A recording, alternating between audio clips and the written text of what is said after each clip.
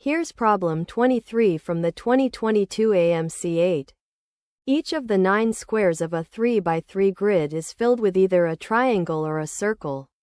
A line is any of the 3 rows, the 3 columns, or the 2 main diagonals.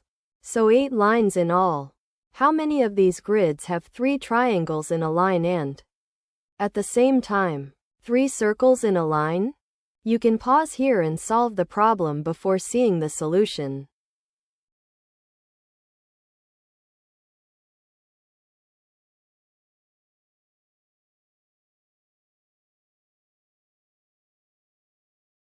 Let's draw the grid. Here's one grid that works.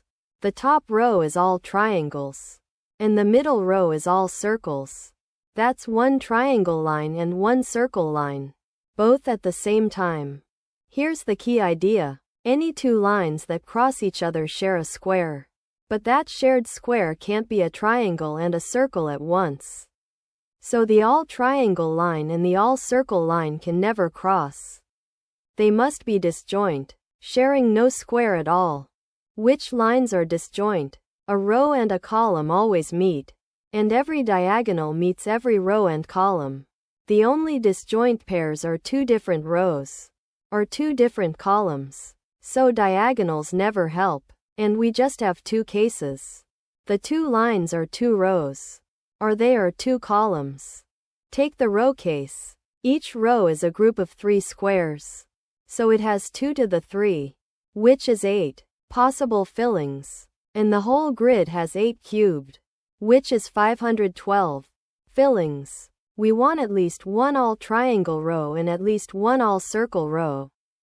Use inclusion-exclusion. From all 512 grids, subtract the 7 cubed with no all triangle row, and the 7 cubed with no all circle row.